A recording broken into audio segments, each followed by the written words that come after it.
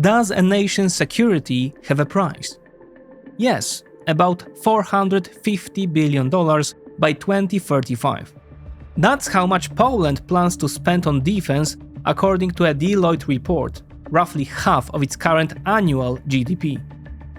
These, for a medium-sized European country, are enormous sums, but after more than a decade of war just across Poland's eastern border, in Ukraine, few people in the country see this spending as excessive. In the face of renewed Russian aggression, it is widely viewed as necessary. But what does this money actually buy? What capabilities does Poland have today, and what is it trying to build? That's why we decided to take a closer look at what is arguably the largest military modernization effort in Europe, to assess what Poland has now and what it is expected to field in the years ahead. By 2035, the Polish armed forces aim to operate across all domains: land, air, sea, cyber, and space, with the ability to strike deep behind enemy lines. But will it be enough to stop a potential Russian invasion? In this episode, we break it down.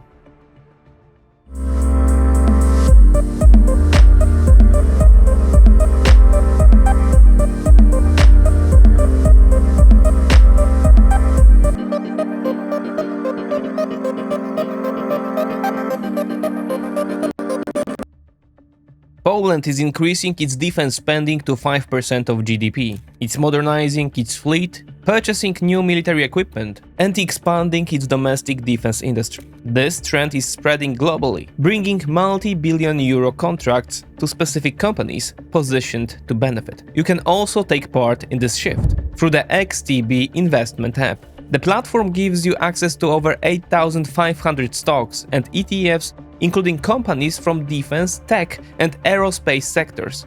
With zero commission up to 100,000 euro in monthly turnover, you have the flexibility to respond when major trends emerge. Above that, 0.2% provision applies. XTB has also prepared a free 2026 Outlook report, outlining what may unfold this year, from both a geopolitical and financial perspective.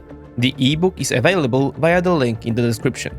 As always, remember that investing involves risk.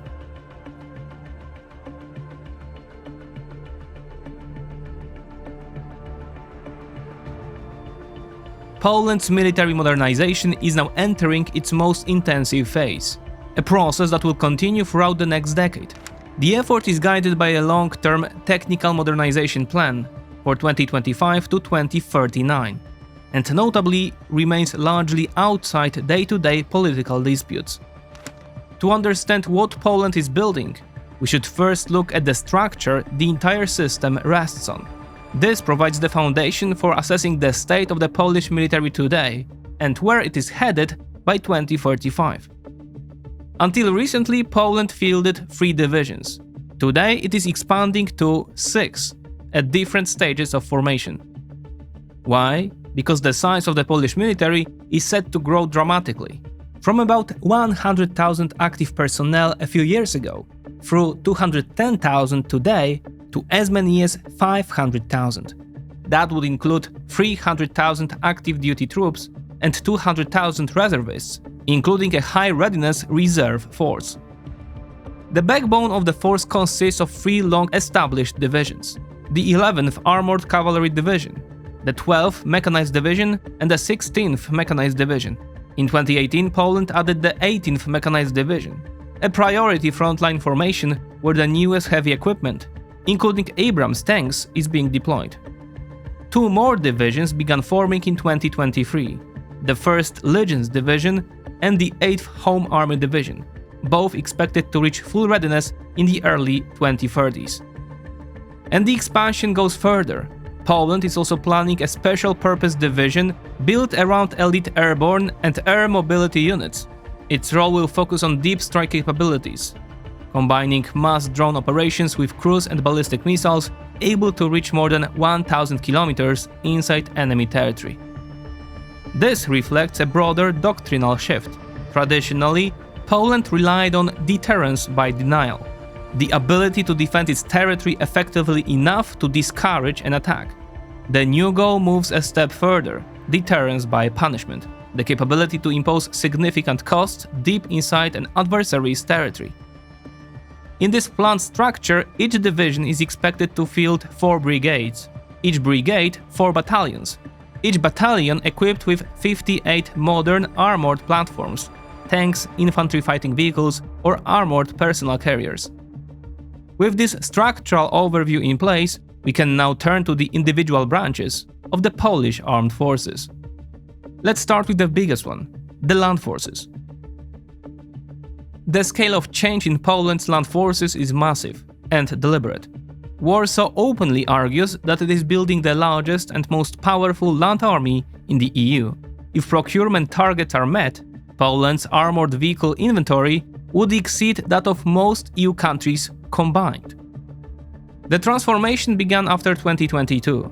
Before the war, Poland relied heavily on aging Soviet-era T-72 and PT-91 tanks, along with Leopard 2S. Most of the T-72 and PT-91 fleet, around 400 vehicles, was transferred to Ukraine. Just after refurbishment, along with spare parts and ammunition. It was a major contribution to Ukraine's war effort, but it also created an urgent capability gap at home. That gap is now being filled with modern equipment. Poland has already received 116 M1A1 Abrams tanks, which are planned to be gradually modernized to the latest version. At the same time, deliveries of 250 advanced M1A2 SEP V3 Abrams, among the most capable tanks in the world, are nearing completion. These vehicles are being deployed primarily with the 18th Mechanized Division. In parallel, Poland is introducing South Korea's K2GP Black Panther tanks. Around 180 vehicles are already in service, with additional deliveries underway. From 2028, Poland expects to begin receiving the enhanced K2PL variant, with plans for large-scale local production that could eventually reach up to 800 units. This would mark a return to tank manufacturing in Poland and a long-term investment in the country's defense industry.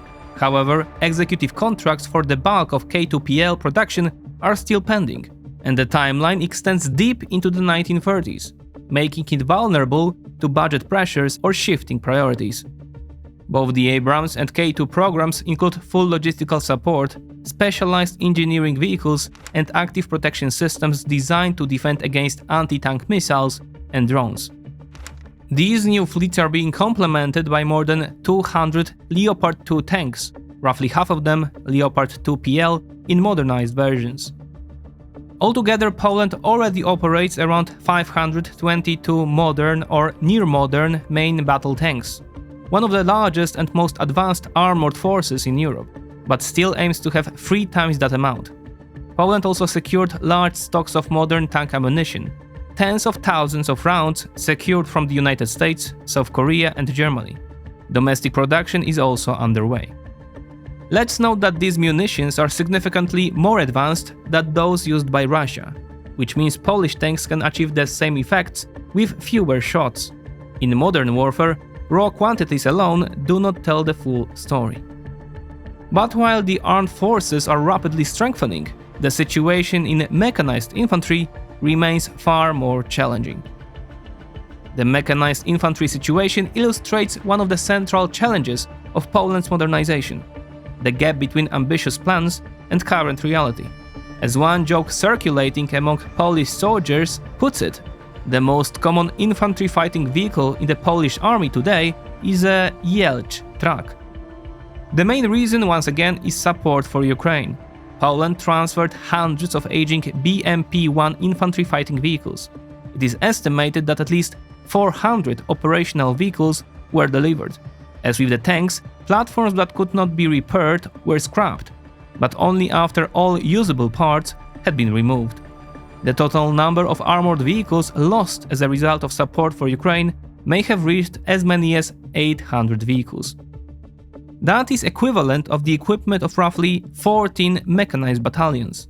Very few of these vehicles remain in Polish service today, and even before the war, their technical condition was already poor. Replacing them has proven slow. the long-awaited Borsuk infantry fighting vehicle has only recently entered initial service, with just over 100 ordered so far. Full-scale production is expected to ramp up later this decade, but the overall requirement is estimated at around 1,500 vehicles, including specialized variants.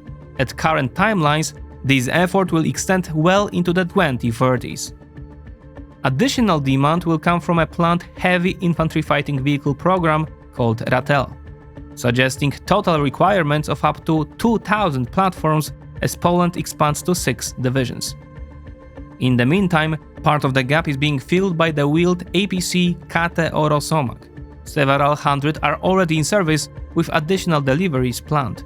These vehicles are being upgraded with modern domestically produced remote-controlled turret ZSSW-30 systems, improving their combat effectiveness, while the next generation of tracked vehicles is still coming online. Missile and artillery forces is another area where the Polish military has undergone massive modernization in recent years, so extensive that it has sparked controversy. For years, there has been an ongoing debate over the decision to supplement Poland's domestically produced Krab self-propelled howitzers with South Korean systems, the K9 and future K9PL. Poland, which previously relied on large numbers of aging Dana and Goździk systems, transferred many of them to Ukraine, especially the latter, while the former were already nearing retirement. To replace these losses, Poland continued purchasing Krab howitzers, but also ordered nearly 400 Korean K9s. Today, Poland operates almost 280 modern systems in this class, with the total planned fleet expected to reach around 600. All of them are integrated with the Polish Topaz fire control system, considered one of the most advanced artillery management systems in the world. Warsaw was also an early pioneer in using fly-eye drones for artillery reconnaissance, a capability now widely adopted. The same modernization is taking place in rocket artillery. Outdated Grad and RM-70 systems were transferred to Ukraine, while Poland retained upgraded Langusta launchers and introduced new long-range systems under the HOMAR program.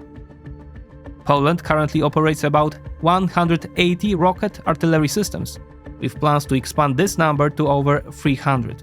Depending on the type of munitions used, these platforms can strike targets at ranges of 80, 300 and in the future even 500 kilometers. Under the HOMAR program, Poland is fielding both the well-known HIMARS and the South Korean K-239 Chunmo. These long-range systems will become key beneficiaries of Poland's emerging space-based reconnaissance capabilities, which we will discuss later. Again, this is accompanied by large stockpiles of ammunition for both artillery and rocket forces, while domestic production capacity is expected to grow steadily. At the same time, ammunition output across NATO and partner countries is expanding rapidly. By 2027, annual production of 155mm artillery shells is expected to reach around 3 million rounds. It is also worth noting the emerging Polish concepts for domestically produced cruise and ballistic missiles. Alongside Germany, France and Italy, Poland has joined a European program aimed at developing a land-based equivalent of the Tomahawk, designed for large-scale production. At the same time, work is also underway on at least 2 advanced rocket engines suited for such systems, one civilian and one military, developed under the supervision of the Military Institute of Armament Technology. Prototype solutions have already been tested in cooperation with the state defense group PGZ. There is also potential for future cooperation with Ukraine, which possesses valuable missile technologies. Finishing with land forces, let's briefly highlight a few additional elements.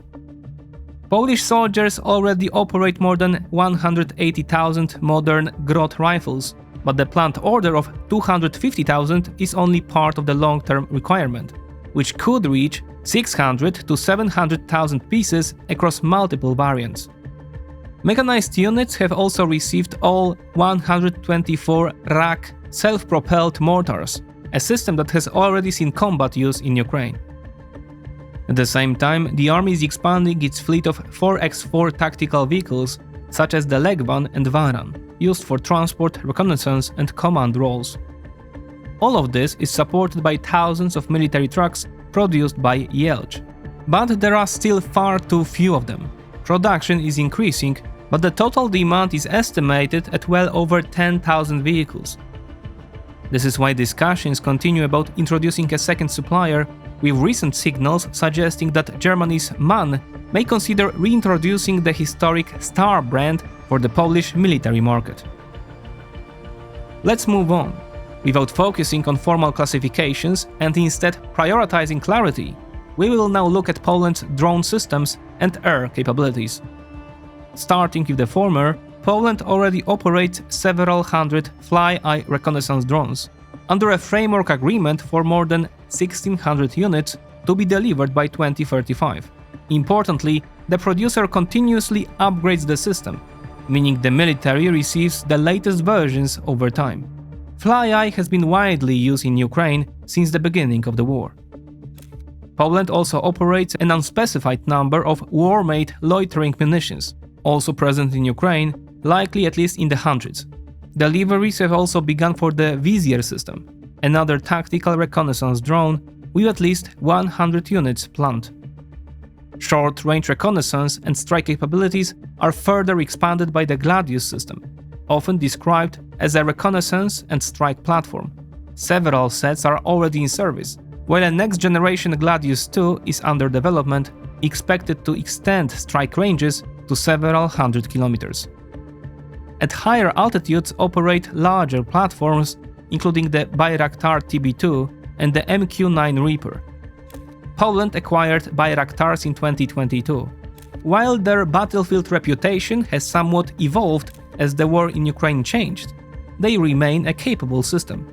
Poland operates 4 sets or 24 drones.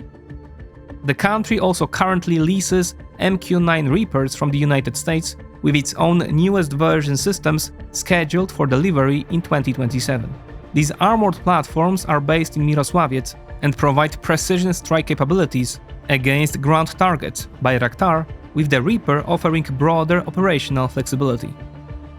Helicopters are another area that could justify a separate episode, but here we will focus on the most important platforms.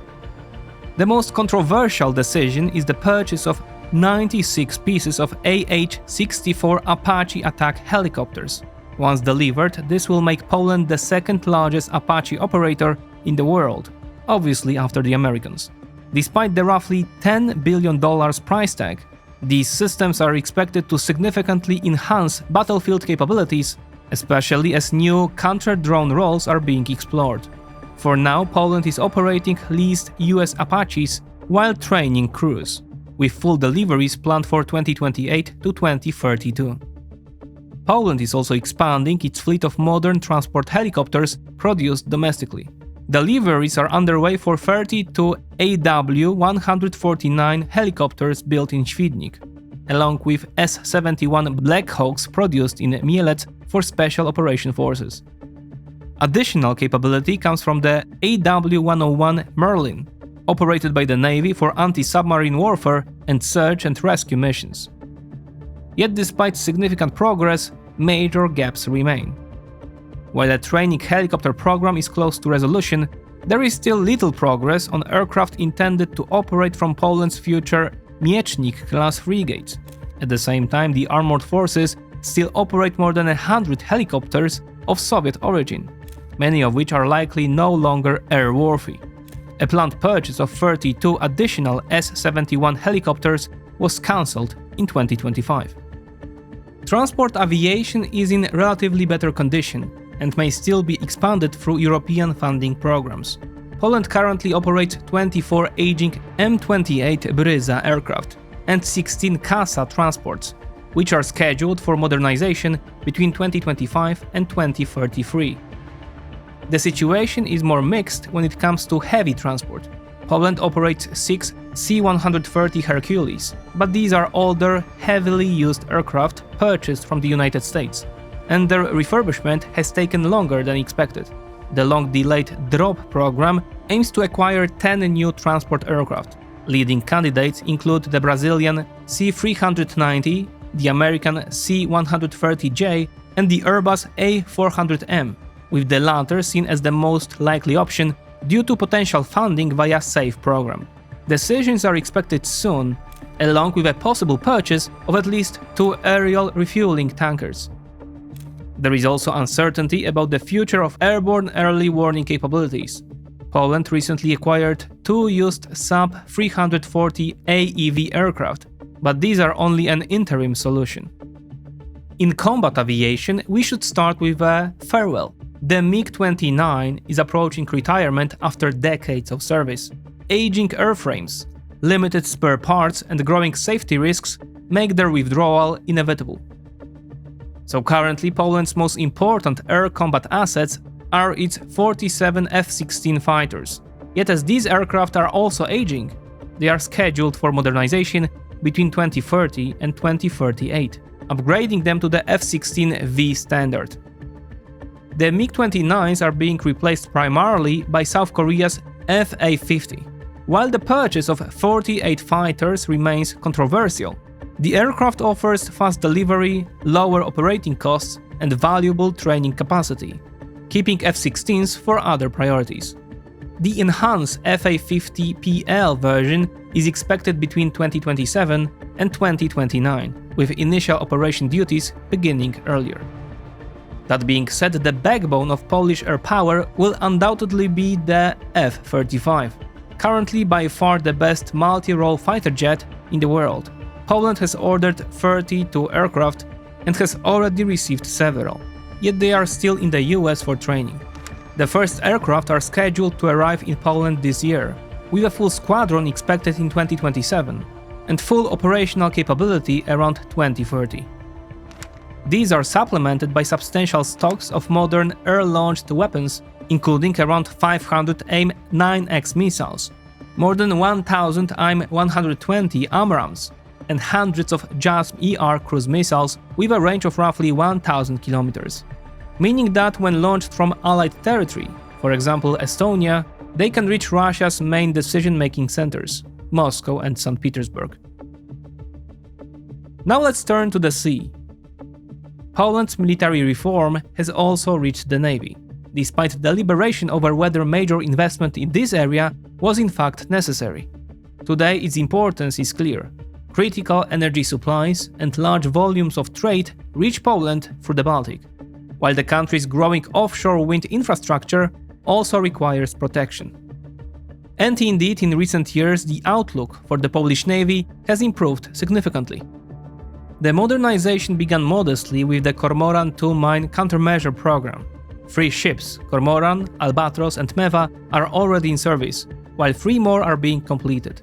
Once delivered, the 6-ship fleet will meet Poland's mine warfare requirements and has already attracted interest from potential foreign buyers. The greatest attention, however, is focused on the Miecznik frigate program, Poland's first new major surface combatants in decades. These ships will replace 2 aging US origin frigates that are now 50 years old. The first vessel, ORP Wicher, is scheduled to be launched this year and is expected to enter service around 2028 to 2029. 2 additional ships, Burza and Huragan, will follow later this decade, with a possible second batch under consideration. These frigates will represent a significant combat capability in the Baltic. They will feature modern radar systems, anti-ship naval strike missiles, and 32 vertical launch system cells, allowing the integration of advanced air defense or cruise missiles, like Tomahawk. They will also be equipped for anti-submarine warfare and layered air defense based on CAM missiles, the same family used in Poland's land-based systems. In parallel, Poland is building 2 advanced signals intelligence ships in cooperation with Sweden, named ORP Jerzy Różycki and ORP Henryk Zygalski. Named after Enigma decoders, they will provide electronic and radar intelligence capabilities across the Baltic. Both vessels have already been launched and are expected to enter service before the end of 2027. Another major addition will be ORP Ratownik, a large support and rescue vessel designed for maritime assistance, logistics, and special operations support, with entry into service planned around 2029. All of this is expected to coincide with progress on one of Poland's most anticipated naval programs, new submarines. In December last year, the government announced negotiations with Sweden for the acquisition of 3 A-26 Blekinge-class submarines under the Orca program. The timeline remains uncertain.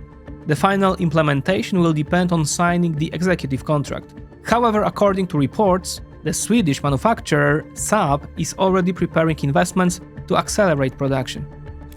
If everything goes according to plan, Poland is expected to receive a used submarine, the HMS Zudermanland, as early as 2027 as a bridging solution.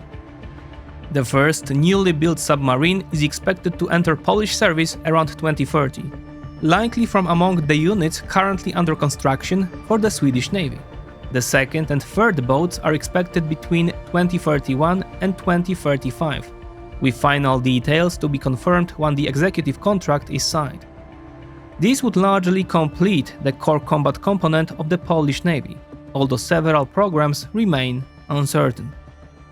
The future of the Murena program, intended to deliver new missile corvettes, remains unclear, as its assumptions have not been publicly updated for years.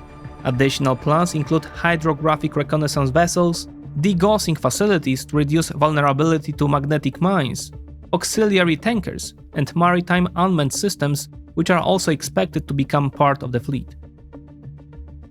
Air defense is a topic that deserves a separate discussion. Formally, these systems are split between the land forces and the air force, but the scale of investment, costs, and operational challenges make them a critical pillar of Poland's military transformation. The top layer of the system is Wisła, built around 8 Patriot batteries acquired in 2 phases. In total, 64 launchers will protect key cities and military bases against aircraft and missile attacks, a role whose importance is demonstrated daily by the war in Ukraine. The first 2 batteries are already operational, while the remaining units are entering production with full capability expected around 2030. The system will include advanced LTA-MDS AESA radars, currently fielded only by the United States, capable of detecting both small drones and high-speed missiles. At the heart of the architecture is the IBCS Battle Management System, which integrates sensors and launchers into a single network. This allows the system to select the most appropriate interceptor for each threat, an important feature given the high cost of advanced PAC-3 MSE missiles. Lower-cost interceptors from the CAM family used in the NAREW system are expected to serve as the so-called affordable effector. IBCS is an American system, but Poland is actually ahead of the US in its implementation. The second layer, NAREW, will provide short-range protection for critical infrastructure and frontline units. The program includes 23 batteries, each with 6 launchers, a total of 138 launchers capable of firing 1,104 CAM-ER missiles in one salvo. Production of missiles and key components is being localized in Poland, with deliveries planned between 2027 and 2035. Experience from Ukraine has led to an additional layer, Pilica Plus. This program upgrades existing very short-range air defense units by adding CAM launchers and replacing older radars with modern ones. In total, 21 batteries will add another 42 launchers and 336 ready-to-fire missiles. All units are expected to enter service by 2029.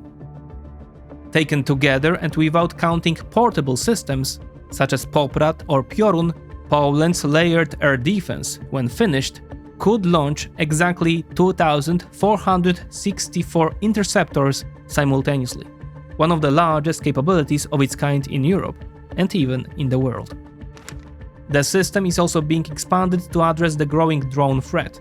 Under the recently approved SUN program, worth roughly $4 billion, the army will field 18 additional counter-drone batteries, combining radars, electronic warfare, and a mix of kinetic and non-kinetic effectors. Deliveries are planned within the next 2 years. But a modern military is not just tanks, missiles, or aircraft. It also depends on something far more basic: what the soldier actually wears and carries. For years, Poland's SPEJ program, covering personal equipment such as rifles, optics, body armor, clothing, boots, and communication systems, was widely criticized for poor quality and slow modernization. The criticism was simple: while billions were being spent on major weapon systems, soldiers often lacked a proper pair of boots. The situation is improving, though many observers still argue the pace is too slow. Another rapidly growing component is the cyber defense forces. While they do not involve large procurement programs, this branch has been expanding quickly and regularly performs well in NATO cyber exercises. A key initiative is Cyber Legion, launched in 2025, which builds a civilian reserve of IT specialists who support military operations part-time. The program has proven highly successful, attracting more than 2,000 experts, far exceeding initial expectations. Still, all the fancy stuff would be worthless without a proper space reconnaissance. That's why Warsaw is trying to establish a presence in space too. Poland's operations in space domain is organized under the Argus system, the Geospatial Intelligence and Satellite Services Agency. For years, Poland lacked long-range reconnaissance capabilities, but now that gap is closing. Within the next few years, the country is expected to develop some of the most advanced space-based reconnaissance capabilities in Europe. Argus serves as a central hub integrating data from multiple sources, including commercial providers and international partnerships with countries such as France and Italy.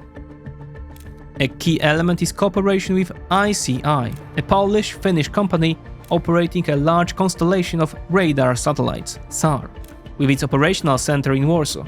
Warsaw has already ordered its own satellites from ICI.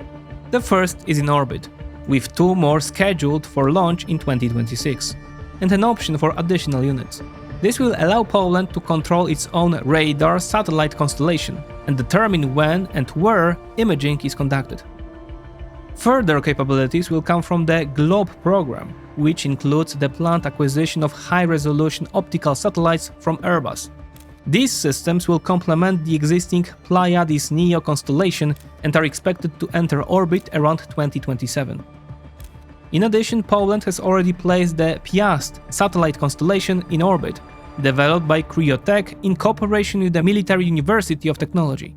Its follow-up, the Microglobe constellation, will consist of 4 satellites equipped for optical and infrared reconnaissance, with deployment expected by 2027. Taken together with other programs, Poland is likely to operate at least 12 to 15 military satellites within the next few years. And this brings us to the end of the story of Poland's military modernization. It is a complex and risky process, but also a necessary one. Rapid expansion can strain training pipelines, burden logistics chains, and create maintenance challenges, particularly when operating equipment for multiple countries, as it is with tanks, American Abrams, South Korean K2s, German Leopards, with different supply chains and technical requirements. No military is perfect, and none ever will be. A transformation on this scale is rare even by global standards, and it inevitably involves trade-offs between cost, capability, and industrial capacity. Factories cannot be built overnight, and advanced systems take years to develop and deliver. Although the reform process could certainly have begun much earlier, there is no point in crying over spilled milk. Obviously, the question stated in the title cannot be answered simply. It depends on millions of additional factors. However, the cost to Russia of invading Poland is certainly increasing each day. Every tank, missile or truck produced is another argument against launching aggression against Poland, or NATO more broadly. A message clearly sent in one direction: Moscow. Si vis pacem, para bellum. It is also important to understand that Poland is not only building significant defensive capabilities in land, naval, air and air defense domains, but will also be able to deliver offensive strikes if forced to do so. Moreover, in several key areas, Poland expects to field technology, more advanced than much of Russia's current infantry. If completed as planned, the modernization of the Polish armed forces will place the country among Europe's leading military powers, and surely EU's biggest land force. But equipment alone is not enough. Ukraine is a leading example that the army is more than just fancy equipment.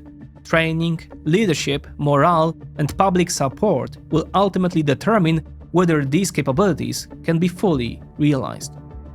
That balance may prove just as important as the weapons themselves.